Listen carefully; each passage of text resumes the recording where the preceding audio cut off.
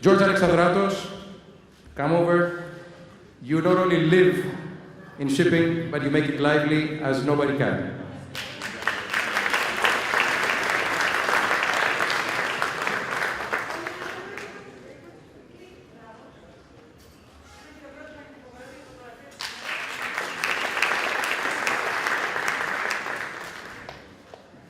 Καλημέρα. Good morning. Καλώς ήρθατε στο Πειραιά. Welcome to Piraeus and welcome to the Piraeus, as it's written, 2023 conference. First of all, apart from thanking you for inviting me to attend as a moderator of one panel, under the hat of the Vice President of the Hellenic Chamber of Shipping, which we represent all the categories of Greek shipping, having more than 26,000 members. I congratulate you and yourself for the Baltic Exchange, for all the seminar, for the all organizers, and we are next to you, and we support the Greek Maritime cluster, and your attendance and always your presence is mandatory. And now, I have to όχι να προκαλέσω, ούτε να παρακαλέσω, αλλά να προσκαλέσω, to invite for a very noisy welcome applause, congratulations applause to the organizers of Piraeus 2023 seminar, because that's the most difficult panel after the food, when the digestion has started. I was also very happy to see that back from you as president of the HCS, Mr. John Kotsias. Yes. Το είπα σωστά, έτσι. And yes, I write very small letters for my presbyopia. And Mr. Mark Jackson, CEO of Baltic Exchange. Where is Mr. Mark Jackson? Is he? Έλα εδώ, Baltic Exchange, έλα εδώ, Baltic Exchange. Come on, good. We don't have a lot of chances to meet you in Piraeus. Have a seat. Thank you very much. And congratulations to the organizers, the KFE, the back supporters, because tomorrow I have seen whoever will attend the night. It's a fantastic. I couldn't imagine the things that you are preparing, because you know, at this stadium, I have enjoyed a lot of happiness as Olympiacos. So you are at the stadium of peace and friendship, as is mentioned, but you are at the stadium of the champions. So that's why, ορίστε με George Kiradakis. Your country how? Okay. Λοιπόν, now, I wear the moderator's hat, and let me introduce in alphabetical order our distinguished panelists who accepted to attend at that panel with such a hot topic, and of course with me as moderator. Now, whatever the technology will develop, the only thing that will not be ever taxed is the applause. And I want a warm welcome applause for each of my panelists here, which will reply to some easy and to some difficult questions, depends on what they want. So, we have today the Baltic Exchange, and at our panel is the Senior Freight Assessor, Mr. Stephen Aitchison. Welcome.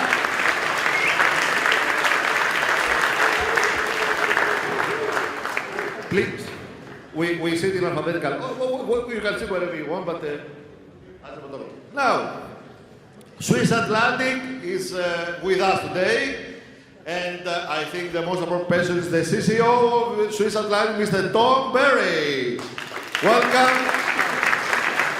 Hope you are ready to reply and give. Of course, we know Delta is the fourth letter of the alphabet, but we have today the Delta Corporate Shipping Executive Vice President, Mr. Andrew Benjamin. Welcome, and thank you very much for being with us today. Freight Investor Services. Wow. Okay, so how we can make that? We can ask the Head of Business Development and International Sales, Mr. Kerry Deal. Welcome.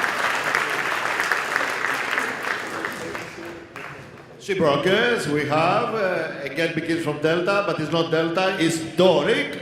the Greek company Doric Sea Brokers, Mr. Vasilis Mougis. Welcome and thank you very much for attending. You can be a president, you cannot be president for all your life, but you can be president for all your life if you are an honorary president. And the honorary president of the HSA is Mr. Pentheroudakis Nikos, not Mr. the Captain Nikos Pentheroudakis. Last but not least, and that's due to alphabetical order of the same names, and I'm sure that we shall hear a lot of useful replies and comments, also by our panelists, and from Mr. Aristidis Pittas, Chairman and Chief Executive Officer of Euroseas. Ναι, τώρα θα περάσει η αντίπαλη ομάδα. So, the countdown has not started yet. We have 1 hour in our panel. We have to respect this hour for the audience, so 45 minutes for me and 3 minutes for you to speak. As you understand, we do that. So, just to put also our audience in the climate. How will be the structure? I have prepared, first of all, a first round of questions, each of the panelists. They will reply, I'm sure, shortly, but to the point, because our aim is, when we leave out the panel, to listen at least at something that we have never ever listened before. That's the first. You can reply, you can comment if you want, and then I can take only a very short question, if anybody, for any comment, question, as comment, to any of the questions personal that I will make to my panelists, which I thank them very, very much for being here today. The second question will be common, and will be the magic incident proposal of $1 million to each of the panelists. And the third question will be common, and they will hold the magic ball for 1 minute. And they will give the prediction. So, in order not to waste any more time, I pass. The questions will not be in alphabetical order. It's the privilege of the moderator to decide. And I'm going here. Hello. You had time to familiarize with us together because we were the last. Yes. I really felt like a basketball player for the first and last time in my life. You are in the set, everybody feels like that. So, Mr. Pittas, Euroseas roots go back 4 generations. Prior to the existence of steam and diesel engines, when the company's ships were propelled by sails, those days, ships were maximum 1,000 tons when your company was established, and cost about 3,000 pounds sterling to build. Euroseas companies had a lot of progress and was listed in 2005. Currently, you own and manage container and bulk carriers. So, a significant order book is ahead related to the container market, while after 30 years, the order book of bulk carriers is the lowest one. And my question is, okay, we saw what happens with the containers. The order book was huge. We have the lowest order book for the dry. Tell me something. Are you optimistic from the dry market only from the factor that we have the lowest order book, or you feel that still bulk carriers are too many for the current market? Well, George, firstly, thank you for reading our site, because you found the information about the fund there, and I suggest everybody does so. It has interesting information. And indeed, I am currently the CEO of Euroseas, which originally had dry bulk vessels and container ships together. And then in 2018, we split the dry bulk vessels into another company called EuroDry. So this company holds the dry bulk vessels, and the container ships are within Euroseas, just to make that clear to the audience. Now, you mentioned very correctly the very different supply side pictures for the container ships and the dry bulk, because on the container ships we indeed expect at least 30% rise in the number of ships within the next 3-4 years. Of course, scrapping will reduce that, which is a lot. But on the dry bulk side, the order book is just 8%, which is the lowest that it has been for nearly forever, actually. So we will not have too many ships coming into the market, and because elder ships will be scrapped, and also due to the new regulations even more aggressively, we might see a diminishing fleet. So, but this is always half the question, half the problem. The other half is what the demand will be for the ships. And this is what will determine, at the end of the day, how the markets will develop. Supply side, we are very confident for the next 2 or 3 years. It gives us optimism, and indeed we believe that in 2024 the market will be much better. We also think that the demand fundamentals are not that terrible, and that we will see a balance which will really help the markets in the future. And that's why this is not only my belief, it is the market's belief, and that's why we see that dry bulk values are not dropping today, because they are still very high, I think, in that common expectation. Having given you all this advice, I can tell you, never trust, your own opinion or anybody's opinion about what's going to happen. It never happens. Okay. And last, before taking a comment, should we all go listed at the end of the day or not? If we can. This is a big question. No, I told you, it's a levels of question. To answer this question, I need more than 1 minute. Do you want to ask after the question? No. If we can take much profit, I'll let you for more minutes. Okay. Well, getting listed is a very difficult process. We did it back in 2005 when the circumstances were much better and the valuations that the public markets gave to shipping companies were much higher, and it was easier to list. Now it's extremely difficult, if not impossible, for a newcomer to list. You have to be a very big company, somebody with a very special story to manage it. So firstly, I think it's extremely difficult to do it. Secondly, the markets are not performing well during the last couple of years in that the valuations that we get through the stock markets are much below the valuations that are derived from the net asset value of the assets. So right now it doesn't seem to be advantageous to try and list or even to be listed.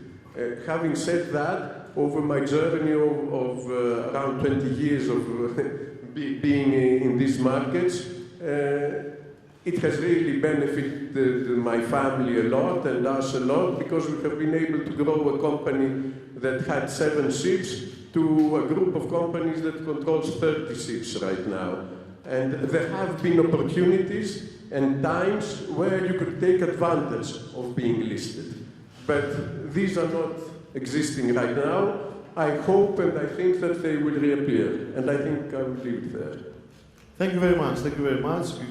Yes, if somebody would like to comment on Mr. Peter's statement. Hello. On the first part of the supply side, it was alluded by Aristides, but just to maybe give a slightly different perspective, because we do get carried away by headline figures, and the headline figures is containers 30%, dry 7 to 8%. So these two are in disparity. But what we saw in the last 3 years with COVID is we saw that with cargoes migrating from containers to dry, especially for the handy size and the supramax sectors, we saw that dry benefited possibly to the extent of 4% in 2021. In the heyday of the, let's say, the squeezed market, we had 4% incremental demand for handies and supras coming in from the containers. Now, having a preview of the questions, what I did is I actually, in the last 2 weeks, I'm made a few calls. And I checked with friends of mine. I'm in the chartering field, so we see obviously a widespread of cargoes and ships. So I called around and I said, what's happened to this cargo which we saw a few years ago? What's happened to that 2 years ago? Well, it's gone back to containers, gone back to containers, gone back to containers. So in the last year, since the middle of last year to the present, we've had a migration back to containers of this 4% apparently of extra demand in these two classes of ships. So 4% loss could be you could probably say containers have a 4% residual surplus on the handy and super sector. Or you could say it's the demand that migrates, or it's the supply which is encroaching. The question, I think, for all of us is to what extent the container market will double up this and maybe potentially have an 8% equivalent penetration in these two categories of ships, which basically entails that we're having some of this surplus container capacity coming into dry. So that is the only thing which I've actually seen on the ground, and I think it's something which we should think about. There's cargoes like scrap which are going into containers. Bagged rice, we used to see bagged rice moving out of India galore last year in handy sizes. No longer. Where's the cargoes? Containers. So it's just something that I think we need to watch. It's work in progress, and we may see a little bit more threat between the two sectors. Just a comment. If I may say, I agree, you are right, there is this migration of cargoes which is happening, and I think will continue. It's inevitable because it's so much cheaper to carry things into container ships. So that is inevitable to an extent. The end markets, which is what all of us are worried about, depend on supply and demand balance. And how this demand changes is the most difficult thing to predict ever. Let me just give you this example about the container market. Just when in 2020 COVID started, I was terrified. I thought that we would go bankrupt. I thought, it would be the end of the world. We went to our banks. We asked them to help us restructure the loans in anticipation of what would come. And what happened was, as you all know, that by mid-2020, all of the people in the world started consuming much more finished stuff. And instead of the container market going down, it went up tremendously, with the result that we saw a market that was exorbitant, as most of you know, which was giving extremely good results for container ships. So it's extremely difficult to analyze or predict what will happen in the future and how geopolitical developments, mainly, and economical secondarily, will affect the markets. Thank you. Thank you. Any other gentleman would like to ask something or comment to Mr. Peters? Okay. Anybody from you, a short question for Mr. Peters, replies, and Mr. Mugios, of course. Okay, everything was great. Oh, okay. Όχι.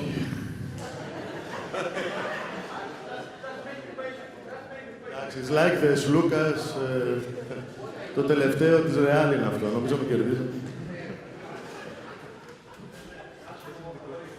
Χειροκρότημα στον πρόεδρο της Ένωσης Τραπεζιτών Ναυτιλίας, τον φίλο μου τον Γιώργο τον Ξηραδάκη, το οποίο δεν έχω στο πάλι για να μας πει θα φέρουν τα λεφτά. Λοιπόν, γρήγορα, μην μου μετράει το χρόνο αυτό. Αυτό είναι βάρη τώρα.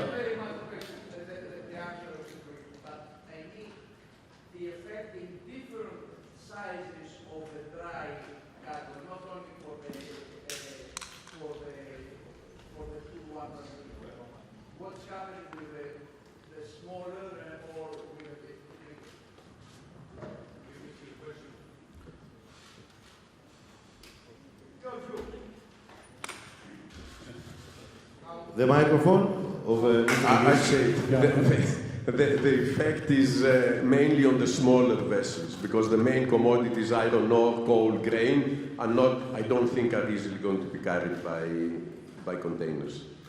Do you agree? Yeah. I agree, and I think it's very difficult to make that assessment because we don't know what the sort of the interplay between the Super and the Kamsarmax may be. and a Cape ultimately. You know, I'm sort of quite open to sort of a lot of innovation, and you know, we saw a Capesize loading logs. Who would have thought that a Capesize would be loading logs? You know, where 20 years ago, if someone told me, I would never believe it. So shipping has got that fungibility. So, but I agree with Aristides that it's mostly the smaller sizes. That's why I refer to the handy and supra. It's more apparent there. Therefore, for what you say, it would be a great opportunity for smaller parts, for smaller sizes, even what we call the sources shipping, and that will be developed in the near future faster. Tom, you're sort of in the handy sizes and, you know, in that sort of category and quite sort of proficient in that. I mean, what is your feeling in terms of what you were seeing? I pretty much agree with everything you actually mentioned before about the movement from containers into dry, and now we're seeing a clear movement out of dry back to containers. And it really has an impact on mainly the handy size, and actually some of the older handies, which are today in the handy size market, the box-shaped hatches and hatch covers are very, very important. There's become a two-tier market on box-shaped ships versus normal standard bulk carriers. So we do have there is a lasting impact on the shift from containers to dry, but there's also, we're seeing that now, the shift back. And I don't see it has much of an impact, to be honest, on anything above, say, a 58,000 tonner. Above that, it's minimal impact. Thank you. Any other comment? Okay, thanks a lot for the question. Useful information, but we don't have time. So I'm passing again to your good self, Mr. McGee's. Thanks a lot again for being with us today. As a moderator, I made an investigation also for you. Apart from being the director of the successful company Dorix Brokers with many deals, I've read a statement that you raised before 16 months about at the conference, and you said exactly word by word. I'm going now to the session, let's say, of the war, because shipping industry carries 90% of the world trade. So we can easily understand how much influence is our sector, all the sectors, shipping, from any geopolitical developments, especially from the wars. So you said, rates out of grain, that was before 16 months, on new deals are still under work. We understand not much has been concluded as the various stakeholders assess the risk, including underwriters and war risk assurance. Time charter rates, you said, could be concluded at twice, if not more. The conventional market, as the execution of this trade, is still being tested. Today, close to the end of June 2023, nobody knows if the war, where we are, if the war is being concluded shortly or not. Where do we stand? And tell me, what are now your predictions for the implications of the war in relation to the dry shipping, let's say, until the next conference, Piraeus, for the future? I think, let me start by saying every war has an impact on shipping. The knee-jerk reaction is that wars are positive on shipping. But every war is different.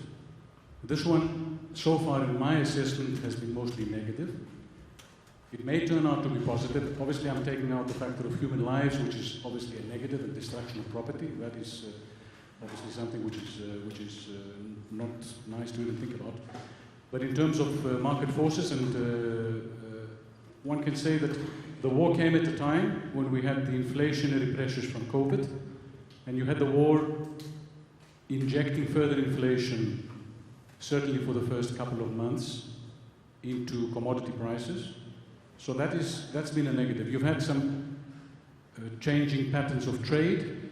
One can calculate and say so much additional coal ton miles have been developed, and so much less of this cargo and that cargo. So that's something that data analysts are able to put down, and you can probably get some sort of small percentage of incremental gains and losses here and there. But the overall picture is the inflation it has been a negative impact, especially at this juncture of the market where, after COVID, demand was tested, didn't come at the right time. In terms of the JCC and the rates, which we saw, yes, at the time, it was just as the JCC was starting to take roots.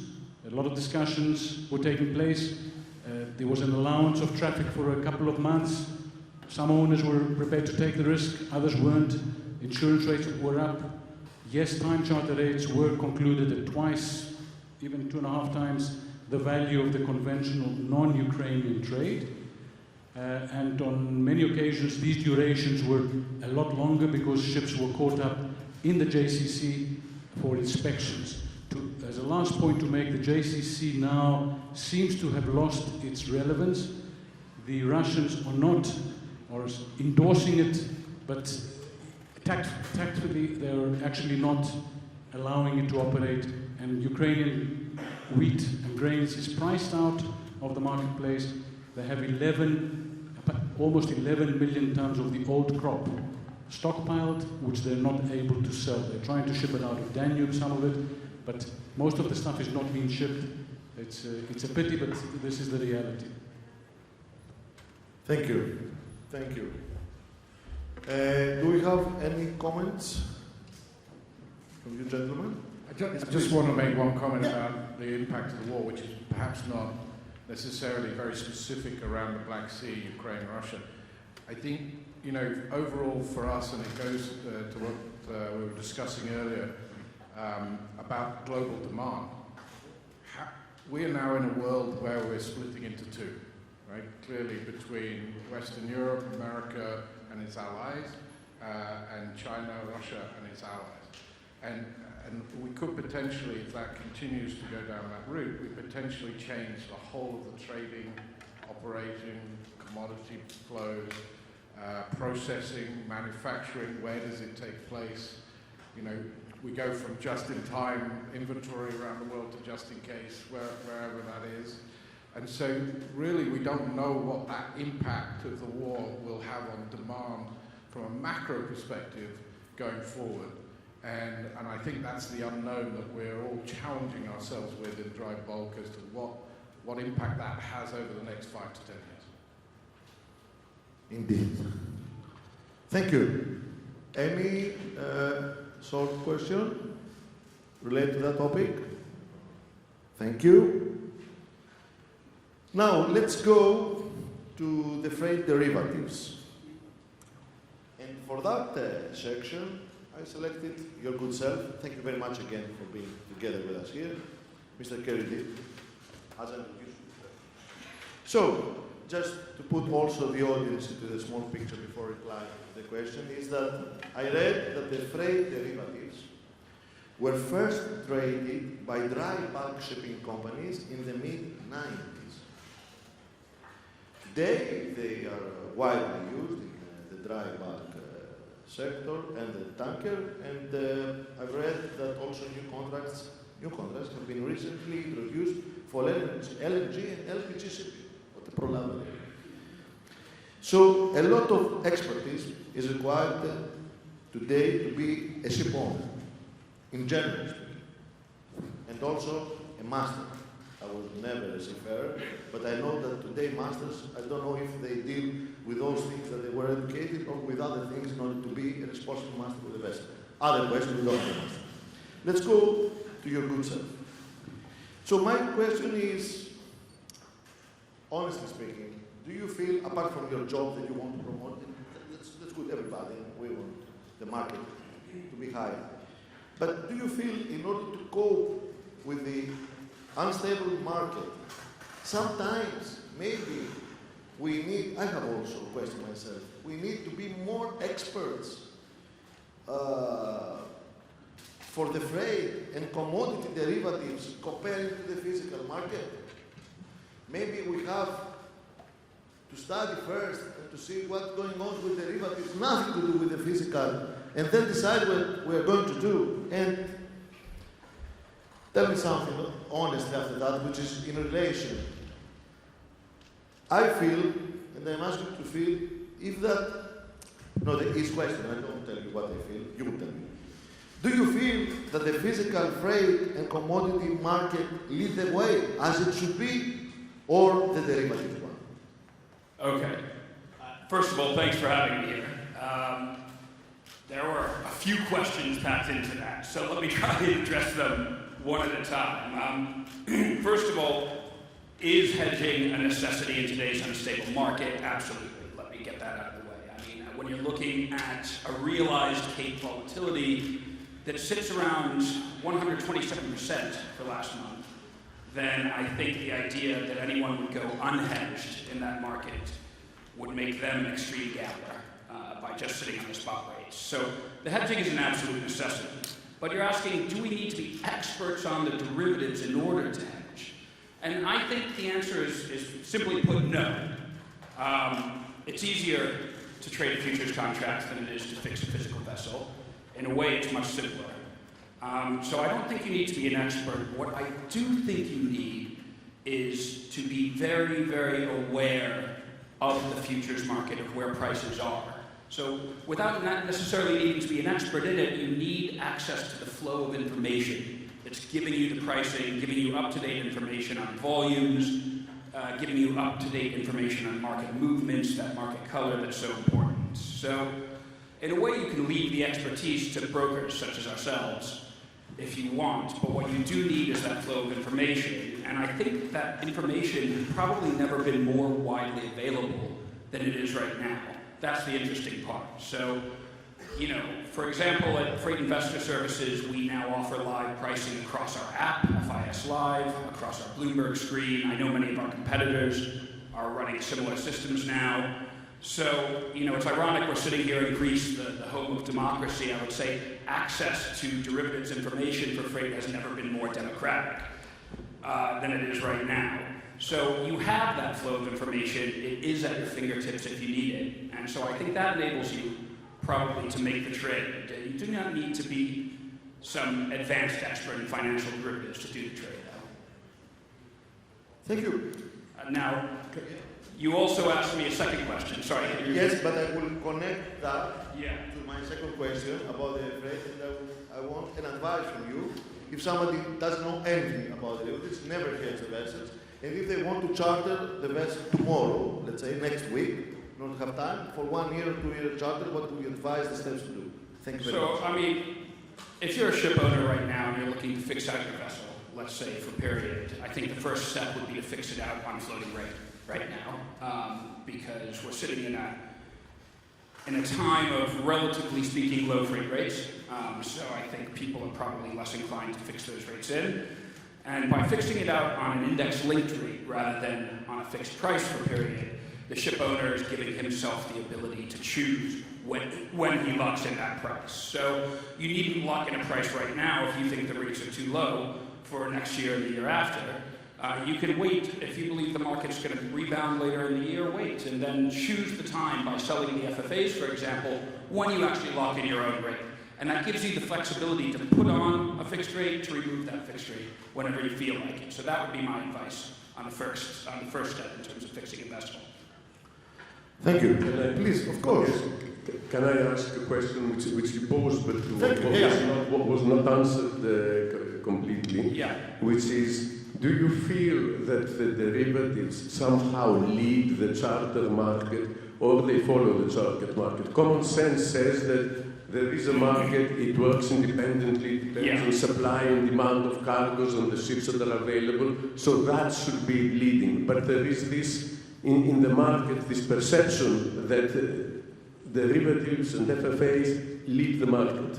You know, I get asked that question probably more than any other question, and it's a really interesting one.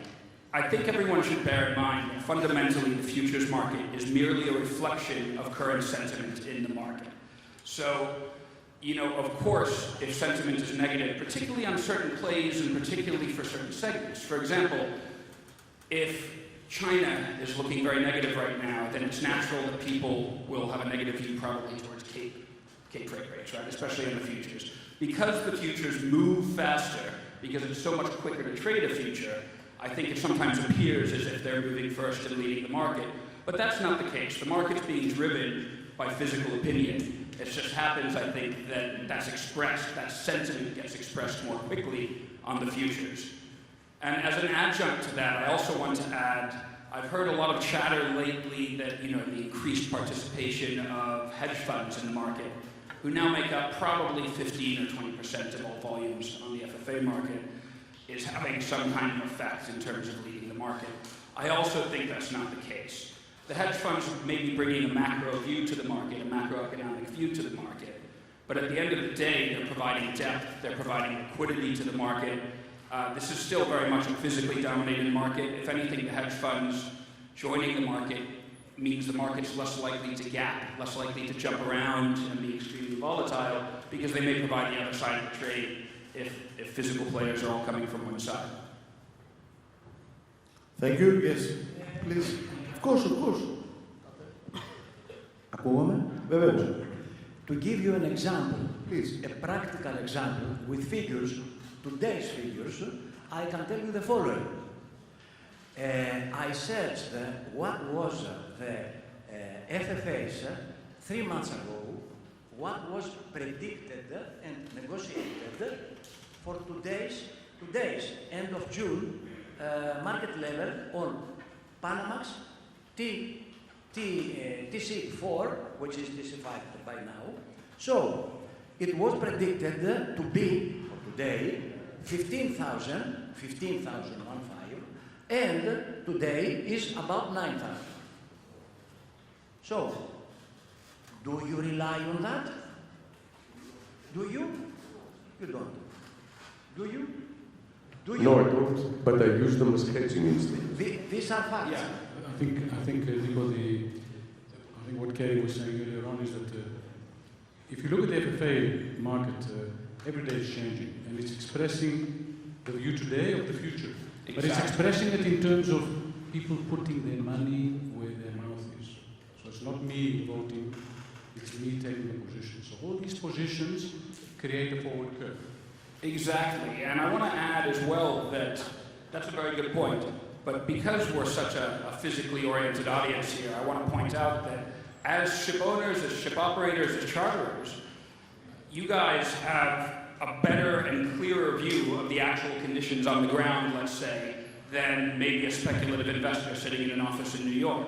So take advantage of that. That allows you to actually use the displacement. So a few months ago, if you believed that that was overpriced, that would be a good chance to have sold the Panamax and say, look, I really don't think it's going to stay up there. That just mirrors where people believe it's going to be on that day. If you look back, I just happened to look back at sort of where we were in early 2020. I think it was May of 2020 when the Cape Index hit just below $2,000 a day at the very, very bottom. And everyone was sort of panicking. And at that time, you probably could have bought calendar 23 at, I think it was $10,500, $11,000 a day now. Today the Capes are trading on the spot at $15,000 a day, and people are complaining that that's low. So, I just think it's a reflection of sentiment on any given day, exactly. And as physical players, you can take advantage of that sentiment if you don't believe it to be an accurate representation. If I could just say something here, and I don't want this to be a let's bash the broker. That's nice. There are two forms of FFA trading. There's hedging and there's spec. And I think a lot of this volatility is on the back of speculative trading. Day money making, etc. I did an exercise back in 2020. I didn't do the exercise in 2021. I did it recently. We looked at all our period ships that we took in and made good money out of period ships in 2021, which we didn't hedge. And I did an exercise, if we hedged all of them 100% on the day that we fixed those ships, our P&L would be zero. Now, that doesn't mean that we go out and hedge the ships and you leave the hedge on. As the market moves, you take them on, you put them off. But just hedging is, by definition, a profit-proof exercise. Back to the question of which leads the show, the physical or the FFA. I know for a fact I talk to our physical traders twice a week, and we'll see capes rise $1,000 on a certain day and drop 1,000 the next. I can guarantee you all of them saying, my team says it, I'm sure most people are saying it. Market's up $1,000. You know, the owners are pulling back. The next day, the cargo charter is off $1,000. The cargo charter. We need to be us in the physical desk need to be a lot more. Well, how do I say? Firmer, stronger. We seem to be allowing ourselves to be led by the FFA, and we need to. My view is we need to dig our heels in a bit. Yeah, I don't entirely disagree, but I think it's worth bearing in mind that, you know, the reason that market jumped up 1,000 was probably on the back of physical traders themselves heavily involved in the physical trade buying it up. It's not all on the basis of speculation. I don't believe that the majority of it's on the basis of speculation. If I had to give a breakdown, and look, this is just off the top of my head, it's not scientific at all, I would probably be inclined to say 60% of the market is hedging, 40% is speculation. But, you know, so I think the majority of the market is still people actually expressing a view based on wanting to cover themselves. And secondly, you mentioned it yourself, I do agree that, you know, I'm not suggesting for a second somebody fix a ship today, index linked and immediately lock it in, or somebody fix a ship fixed price and immediately hedge it 100%. I think the art of hedging and the idea of the futures market, the way to use it is to be dynamic in that hedge. What's good about the futures market, it takes you 22 minutes to get in and out of the trade. So, you know, when you feel the moment is right, it's liquid enough that generally you can get in and out very quickly. And so therefore you can take that hedge off, put it back on again, you know, and that way try to maximize your profits. So in that way, you're right, it needs to be dynamic. Okay. Thank you, opinions. You want to comment something? You tell me? No? Okay. Yes, I'm coming to you for the next question. Before that, please. We or you most probably know how live is this symposium, but you don't know how much it is. How much live? Let me explain you, and let me let you know exactly what I mean. Do you know what is the meaning of lifting of subjects? Some of you, I suppose that you do. I can tell you that the subjects were yesterday lifted. And lifted, and I would like to thank very much Mr. Benjamin, because we fixed the vessel together. This is, okay. I am Take your time, take your time. Of Costa Mare. We fixed it on the, perhaps you were on the way and you didn't know. So, yes. Of course, that's why we are here. On period. We are not allowed to disclose any further information because it is private and confidential. Anyhow, in addition to what we were saying together before, I can tell you that trying to fix vessels today, on my desk, I have 2 monitors plus a huge monitor with FFAs and binders. So we, on the part of actual chartering today, we do it the way we know, the way you know, the way we are knowing all the time. However, we must also follow up what's going on with FFAs. One closing point to Nikos. Nikos brought us his paper, and he had recorded $15,000. He was quoting forward position 3 months ago, and it turned out today to be 9,000. My question to him, at the time, can he tell us if he would have fixed his vessel physically at 15,000, or he would have said, this is 15, which will go 20, so I'll hold back and trade the ship spot? For me, FFAs and physical is one continuum. It's one continuum. It's hard to say one leads the other, the dog leads, the tail wags the dog, or the dog wags the tail. It's a continuum. It's the same people. They're taking views on the future. If you want to take a view, you can fix it physically. And then you're fixing it to people who are quoting you the forward curve of FFAs, because this is how they are able to deal, and in an unpredictable world, give you physical value. So it's a necessary part of risk and uncertainty. We're living in such an uncertain environment. This is the reason why I said before that I do have 2 monitors to fix a vessel. Actually, the real time, plus I need what is the trend, which I will find out from the FFA. That's the derivatives Exactly, or the physical exactly. market. So we need them all. We need this gentleman very much. You will reply. Pay attention, pay attention. Get prepared, your question is coming. Thank you very much. Any other question? Very short question, please. Yes? One question. You would like also to reply? So, okay. Tell us your name and your company for networking. Ένα μικρόφωνο, Okay, I'm coming. I don't know if the microphone Let, please. Up to there due to COVID. Okay, I'm afraid. Hello, this is Amir from ship owning company El Bahrain Shipping. As you said, freight rates are indeed low, not just for ton charters, but for voyage charters as well. To give another example, between July and end of last year, I was fixing clinker from Algeria to south of Italy for low 20s. Now, at this moment, it is mid-teens, so 25% lower.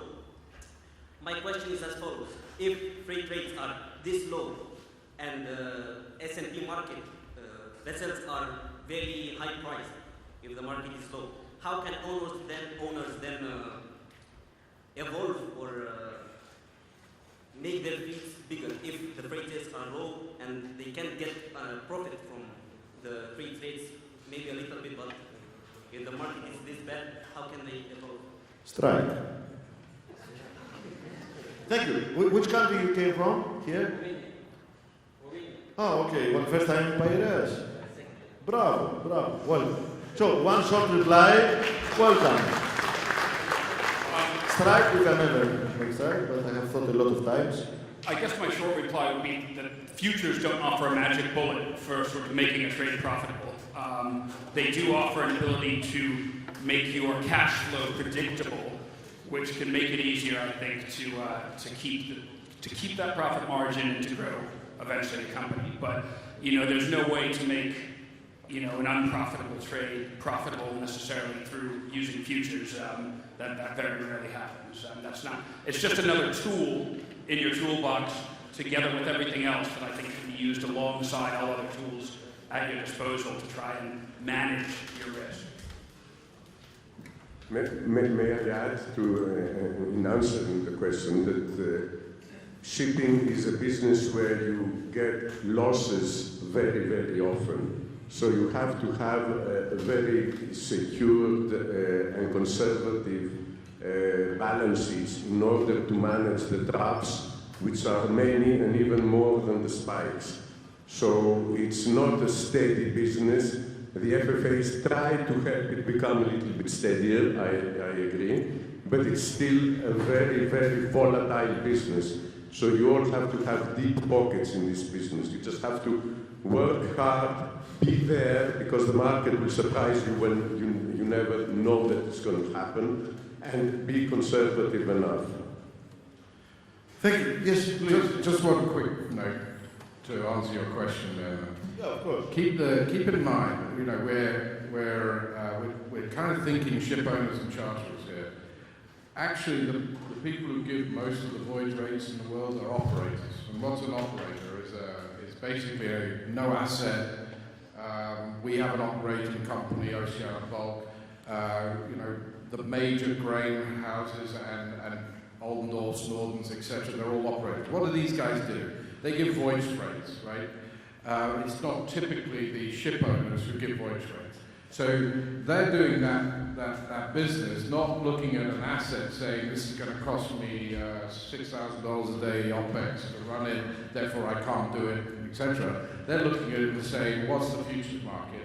Can I hedge this? Will this reposition my ship? Do I get a benefit from that? So it's a whole complex, different set of criteria that they're using to price that business, rather than being a ship owner. And that's really how the futures market to a certain extent works is around the operators and what they're pricing in the market at that particular time.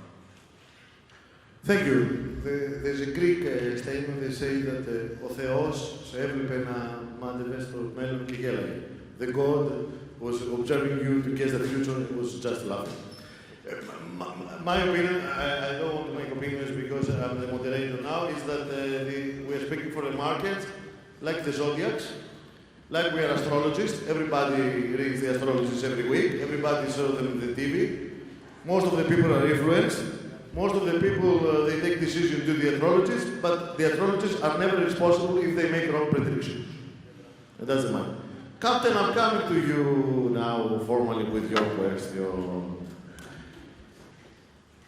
You are, just as a personal note, I was studying at the same university with his daughter. But I think he feels younger in comparing also with me and with your daughter. You are so many years in the field. Now you are also the chartering of Costa Mare.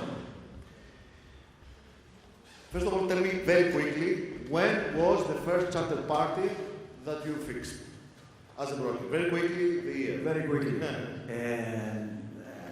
70. Σκέτο. Without 19? 70.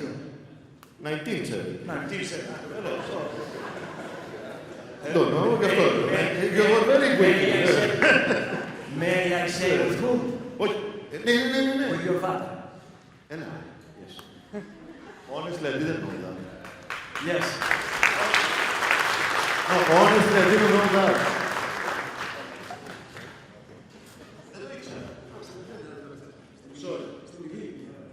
A lot of deals in this panel, actually. Honestly, I didn't know that. Okay. So, Next question. In order to surprise you again. Since 1970, we were informed that from the mid-90s, the derivatives came. Even earlier, because we had by that time the BIFEX. I was one of the brokers in Piraeus, having, let's say, been visited by the Baltic people when they were drafting the BIFEX in 1983 and 84, because it was started, as you perhaps remember, on 4th of January in 85, on the base of 1,000. Hello, Surprised a again. lot of time with Okay. all of you. It's honestly such a nice panel, so interesting, and information and opinions. So I'm going now, without throughout your history, from 1970, I jumped into, after 34 years, to 2004. Let's go to 2004. Okay. Let's go 2003, 2004, when the super cycle of dry bulk, speaking for dry bulk, has commenced. And reached up to 2008, where, I don't know historically... May of 2008. May, of course. And that was telling almost 1,000. that I don't know if it has ever happened historically in other year. In 2008, the BDI in May hit the highest ever score, about 12,000 something. And at the same year, in December 2008, hit the lowest ever score. The lowest by that time, about 600. 600. About 600. So my question now, I jump now from the 2003, and I'm coming to 2023. And I'm asking you, with all your experience, all your knowledge, if still today, do you think, for the dry bulk market is the question, we are paying back the profits of the super cycle, and in relation to the over supply we have, and to the eagerness, and to the huge order book that began from 2004-5, where we all thought that if we had 5 or 10 vessels or 50 vessels and earning, let's say, 5,000 or 10, the rates were much higher, 50,000, 60,000, we thought that, okay, let's build another 5 vessels because we want another 50,000 from each of the other 5. Do we still pay back? And tell me, what's your opinion for the future in relation to my question? If I would have, let's say, replied in one word, I would say cautious. Why? Why? Having lived in oil crisis, the first oil crisis, 73, 74, when, by that time, perhaps you do remember, the oil, the crude oil, was coming from $3 per barrel to $12 per barrel. That was on first oil crisis. That was unpredictable by that time. And you understand that it made the whole world shocking, at least. On the second oil crisis, early 80s, we had the same on energy base, on the oil, when it rose up to $40 per barrel. Then we had the great low market when the vessels were let up. Only in Piraeus area, we had by that time, from 82 to 86, 87, 700 vessels led up in Piraeus area, only in Piraeus, not to mention other places, etc., etc., etc. This means that without knowing and without a special reason, we have ups and downs. Thereafter, we had the great, as George said, from 2004 up to May of 2008, the very good market, everyone was happy. And then what happened?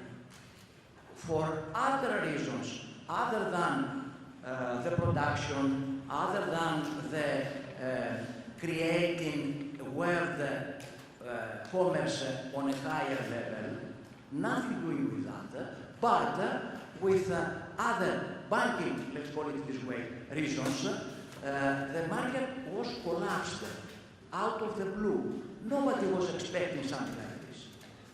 Coming now to our days, from May, let's say, of 2021 to today, to today's level, we had very sweet and very bitter tastes. We like it or not, it is like that. Then, who won and who is losing? All of us won, winning, and also losing. So, remains in the same way cautious. Of course, returning back to FFAs, we shall have to clarify to the audience that for the shipowner, the FFA, let's say the equivalent FFA, is the time charter, to time charter the vessel and have a standard and not profitable or non-profitable, but a specific, let's say, future income. Thank you. Thanks a lot. I'm sorry I will not take questions from the audience because I've been notified that we have another 10 minutes about. So with the FFAs of the moderator, we have 20 minutes. And I want to have the same balance. So I'm going to Swiss Atlantic.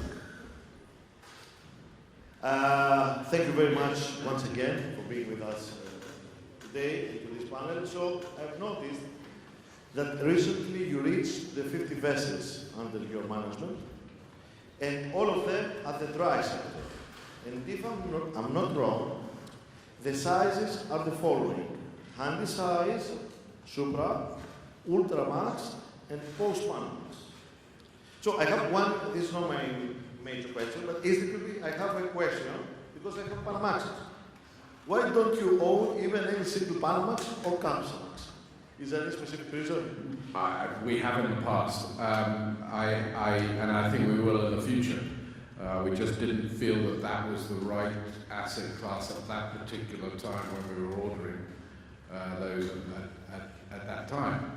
I think what we have today is Swiss Atlantique has changed, somewhat. The group we have, as you quite rightly say, 15 owned ships under management, but we also have around between 20 and 40 ships in on time charter at any particular time, and we're building our operating arm. And as many are in the market today. And I think what we're seeing from that is the different asset class values, and relatively at the moment the Handys and Supras over the last few years have been outperforming to a certain extent some of the bigger sizes. So we've been quite happy about that. We have a fair portion of Handy, Supra, Ultra, which have been doing quite well. The Panamaxes is obviously much more influenced, and it's really where my wheelhouse is as the ex-global Panamax trader at Cargill. So the temptation was to go back into that in a big way, but we don't necessarily feel that the timing is right, and as you know, capital needs to be allocated at a time when, in an asset class, when everybody else is saying, let's get out, So, no, that was very simple. Very simple, okay. So my question goes to the sectors that you have, to the existing 4 sectors we have in terms of desk rate, I mean. Tell me, what are your predictions? Market changes a lot. You comment about your thing about Panamaxes. Give us a very short comment for each of the sectors that you have, the Ultramaxes, the Handymaxes, even the post-Panamax for the markets. So, where will more favorable in terms that there is a lot of weight, if there is specific for one, let's say for the Handys or for the Ultramaxes? I think we really enjoyed in 21, 22 the move from container freight into Handys, and that was a fantastic opportunity. I think that Handys have been an interesting market for the last 10 years because they are the oldest asset class in the fleet. Everybody predicting that sooner or later they would do very well. Well, they did, but it was more from an external influence on container markets than anything else. They're still very interesting because they're still the oldest age bracket in the dry bulk fleet. And so once we see a bad market, and actually that wouldn't be a bad thing for us to see a bad market for 6 months and see scrapping pick up again, I think Handys will be a very, very interesting area again because you'll get rid of the smaller, older ships, and the new, more modern ships will be much needed. I'm lucky enough to have been in some of the bigger charterers in the world over my few years in shipping, and I can tell you that the most difficult issue for most big major commodity charters in the world, the number one issue is Handys. They have a problem with it. To a certain extent, it's easy to fix a cake, right? You take this 30,000 ton with sticks on, and you've got to load cargoes which you can't spell, to ports where you have no idea they're not on the atlas. It becomes a headache, right? And so it's always been, for me, that's always been interesting from a strategic point of view, because we don't have the same kind of crazy competitiveness in Handys and Supramax that you get in Capes and Panamax, where people are cutting off their arm to get business. So I think those sizes are particularly interesting. I think if you're going into Panamax and Cape, you have to be super sophisticated around your hedging strategies and managing your risk in the market, particularly over the next 6 to 12 months. And if you're not involved in FFAs, you are, in my view, you're gambling. And that is not necessarily the way to trade that market today. Thank you very much. Very short comment. Sorry, because I'm pressing from the time. In addition to what Mr. Tom just said, I would like to reply to Mr. Xyladakis. I would like to reply to you that the vessel which will lay up last is the smallest. This is the historically proved Okay, any other comment? No? I'm coming back. You are the last one. You are assessing everything, eh? But you are the senior freight assessor. Thank you very much. So now I'm coming to Mr. Andrew Benjamin. Thanks a lot for being today with us here. Delta Corporative Shipping, and you are the Executive Vice President. The best position is the Vice President, because always you have the layer of the safety of the President. I tell you that. So, Delta Corporative Holdings, I made a small investigation. I knew it was a company, but I wanted to update my information. It's a multinational business. You have 350 personnel, and you are a network of offices in 15 countries throughout Europe, Middle East, and Asia. So I'm always raising my questions from what you have stated. So your company has a big statement, a LinkedIn, telling exactly, as global trade partners are being transformed due to shift in economics and utilization of technology, Delta seeks to navigate high growth and niche markets. That's the statement.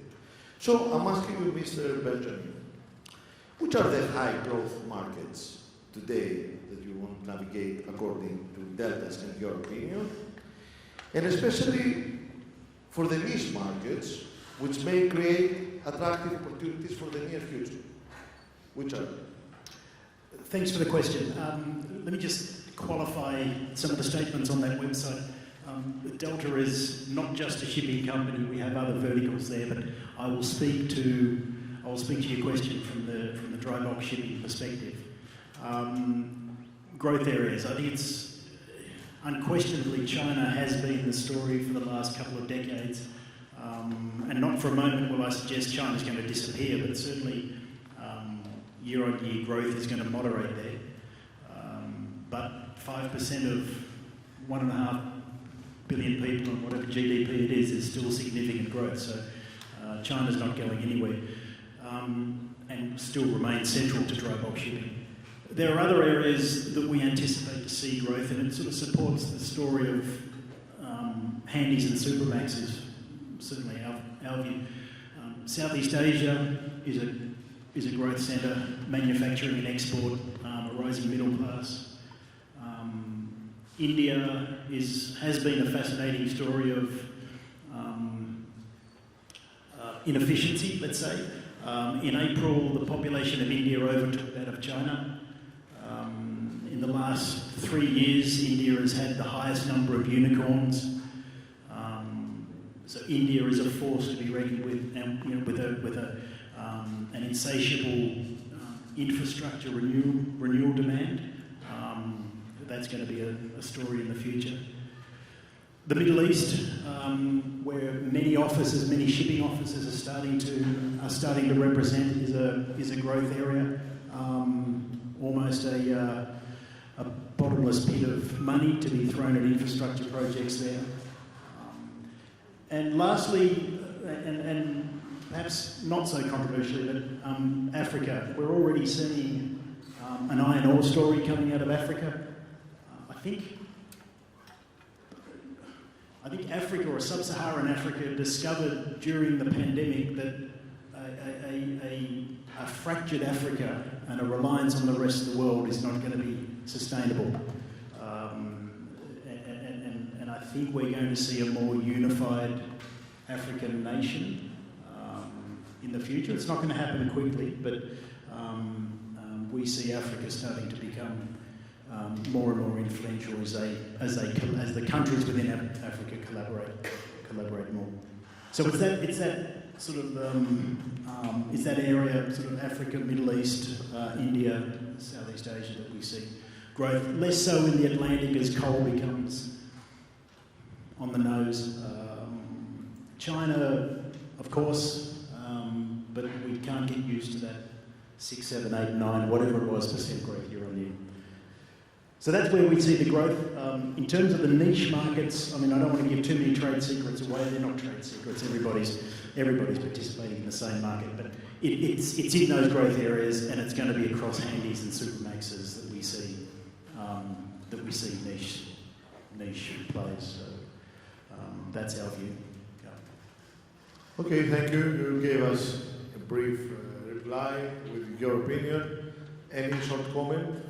No? I'm sorry again for not being able to take questions, but definitely you'll be able to have network with our distinguished panelists. So, Mr. Benjamin, you haven't spoken at all. I'm not Mr. Benjamin. No. See, you haven't spoken at all and I forgot your surname. Thank you very much, Mr. Atkinson. So I have Aitchison. Thank you very much for being with us. So, as I introduce you, you are a senior freight assessor at the Baltic Exchange. So, the question from the first round, it was on purpose for you, because I'm sure you were assessing all the price. And to my question is that 1 year before, on 28th of June 22, BDI was at 2204. 1 year ago, the same day. Not the same day, yesterday. And yesterday, the BDI was at 1138. So my question would be the following, Spirit. We have a drop close to a percentage of 50% since the last day, the same day. Exactly, to speak, 48%. So if we want to reach, of course, simple mathematics, the BDI of last year, we have to double score from today. How do you assess, with your experience and your knowledge, such a tremendous, according to my opinion, drop from last summer, considering that from last summer we had nearly recovered from COVID. War between Ukraine and Russia, of course, was continuing, but began in February 2022. And the order book, simultaneously, speaking always for the dry sector, is the lowest one for the last 30 years. And also, in the meantime, the IMF estimates global economic growth at 2.9% in 23, we are in the middle of 23, and 3.1% in 2024. Whilst, from the beginning of this year, the Chinese economy is now estimated to grow up, by 5.2% in 2023. I cannot justify what's happening. And I would like, honestly, your assessments and your reply. Thank you very much for being today here. Thank you for the question, or questions. I think we've actually answered most of those this afternoon. The BDI has fallen by nearly 50%. It is a good barometer of the global trade and what's happening out there. That's fine, but let's break it down into its constituent parts. The Capesize, the Panamax, and the Supramax. The last year has been a roller coaster. Just last week, the Cape 5TC gained 36%. We've since fallen again today. So on the Capes, we had a high in the last year of over 25,000, and in January, as we closed out February, it was just over 2,000. The Capesize is very China-centric. We look further down the Supramax, the S10TC.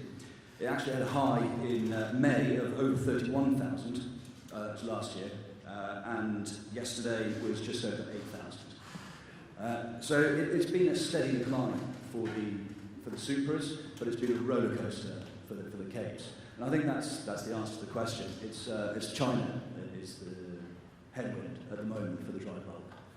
That's the concerns for the second half of this year and probably going into next year. Okay, so you remind me of a quote that says, the way China goes, so goes the market. Do you believe that ultimately? 100% at the moment, yes. 100%. Thank you very much for your reply. And now, as we are approaching to the end, I will make a common last question. You have 1 minute each, maximum, to reply that, and you will reply 2 questions. One moment, please, to see exactly the okay. So, this is the $1 million question. And it has 2 subparts. Today, keep in mind that while we are the BDI for the dry, BDI, bulk dry index 1138. The question has 2 parts. The first part for 1 minute, and we go in alphabetical order. You will be the first one to reply. Common for you. If we had one soul last $1 million as an investment, where would you invest in dry bulk shipping in any company, not company, in any sector, in in any mode, except from your companies, of course? Where would you invest the 1 million, or proportionally somebody would invest 10,000, whatever? Where would you invest? But this is the last investment. You don't have any for future, for moyen, for hedging, blah blah blah. And the magician ball. Today the BDI is 1138. Tell me the figure, everybody, you predict that will be in 28th of June, 2024. Okay, I'll answer the second one first. The Baltic are not in the business of predicting indices. We assess from our panelists, and we, in a year we hope that it's assessed accurately by our panelists. Tell a number, tell a figure. I can't, I'm sorry. That's why you don't speak a lot, okay? But tell me something. Okay, half. He told me half. No, he told me that. Okay, let's go for $1 million, I think, as we covered earlier, there's some listed companies out there that's trading well below NAV, and I'd go Supermax sector. Thank you very much, and thank you very much for the time. Please, let us have your reply. I wear 2 hats. I'm an operator and an owner. So my owner hat says we need to be back at 2,000 BTR. As persons now you speak, as persons. I want to please every Greek ship owner in Greece and say a very nice high rate. I think that the reality of that, my second answer is if I have $1 million today to invest, I'm going to invest in technical FFA trading. Now, this is a kind of a murky world out there, and I can tell you, but it's amazingly accurate. And if you ever want to have a look into it, there are some funds that trade FFAs. I put my $1 million in that. The signals, the technical signals as we increase volumes in FFAs over the years are now very accurate, very strong. And I've seen companies get 50, 100% returns in a very short space of time. And this is this is not gambling to a certain extent it is, but it's taking counter positions. So you can have a 0 position, but you're technically long one asset, technically short the other. And BDI 1138 yesterday. Let's double it. Double it. Come on. Double it. Okay. All in. How about you? Where do you want me to start? $1 million BDI. So I was going to discuss, although the panel before us had a fascinating conversation around the energy transfer and what's going on. I didn't get a chance to elaborate on that, but my $1 million controversially would be spent on an energy supply that no one's talking about, that's sitting right in front of us, and that's nuclear. Very interesting. What about the BDI? The BDI, this market smells a bit pre-pandemic to me. It's 2017-18 smell to it, so without wanting to sound too negative, I'm sort of 1,500. Sorry about that. No, thank you. It's predictions, nobody's wrong. Please, thanks a lot. Right, well, this is my personal view because it's not in the business of predicting the future, but I think for the $1 million, I personally believe the capes look bearish for the rest of this year, but in the medium to long term should be a little more bullish. So I'd probably be investing them in call options or option structures to take advantage of the upside on the back end, 2025, 2026, given where that's trading right now in the Capes. And for the BDI, I'm going to go 1,400 for this time next year. Thank you very much. Thanks a lot. Everybody's optimistic up to now. How about you? BDI 2,400. 2,400. 2,400. What will be our question? $1 million, 500,000 in Euroseas, 500,000 in Eurobulk. And I say it not because I want to play, a good sort of broker to this statistics, but the way these companies are valued, they are certainly below net asset value, which means that you are buying into assets at well below their market price. So you're buying into that. And you get companies which will pay you some sort of dividend, and they do pay. You get potentially a fairly good entry point, in my opinion. And I'm hedging it because of this idea of containers, bulkers, and the fact that there's probably a little bit of an interplay between them, which is more than the market realizes, is my way to hedge the two by sort of placing my bets on both of these companies. Okay, the commission to my question afterwards. How about you, Captain? 2,000 in 2 years, 2,000, the BDI, 2,000, okay, 2,000. Very good, and 6%. And I would buy stocks, New York Exchange, on 10 different shipping companies, $100,000 for each, in order to spend my million. In different sectors, the companies? No, all in shipping. No, I think all dry, all wet. in shipping, yes, quite distributed. Dry, wet. Thank you very much, okay. Well, thank you, Vasily, because you said what I wanted to say, but the moderator said, but except your companies. So I thought I can't say it anymore, so thank you very much for saying it. Indeed, our NA, thank you very much, but that's what I would do with the $1 million. I would give it to Vasilis to invest for me. Okay, so you have about 300 persons witness. Next year you will invest 500,000 to euros and you invest 1 million to Doric. So, no, I would give it to him to invest it in me, sorry. Through a broker. Nobody knows you. Brokers. And for the BDI, I would say 1,700. Why would I say 1,700? Because as I told you in my previous answers, it's extremely difficult to predict what will happen in the market. So whenever I'm asked to predict what will happen in the market, I look at the historical median, and the historical median of the BDI is 1,700, which is 50% above today's levels, and that's all I answer for anything that goes 1 year out and longer, because you cannot predict the markets, guys. Thank you very much. We conclude with that optimistic scenario.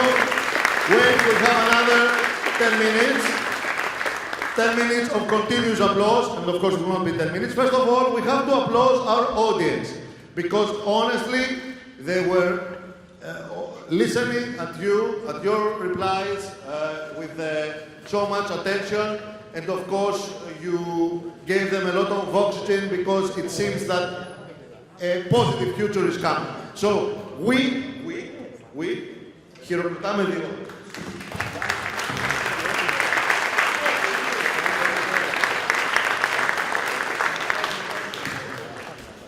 Now, because in life you give, but you take also back, I like, if you feel it, a warm, final, bye-bye applause, and have a nice journey back. First of all, to Mr. Stephen Addison, Senior Freight of Barker. Secondly, Mr. Tom Bernay, Chief Commercial Officer, Swiss Atlantic. Continue to applause. Okay, yes. Good. Mr. Andrew Benjamin, Delta Force Executive Vice President. Continue to applause more. Let all the sandwich outside. I'm going next to Mr. Gary Deal, Head of Business Development, International Sales, Freight Investor Services. Mr. Vasilis Mouki, continue to applause. Continue. More, in the back. Director of Deutsche Brokers. Thank you very much.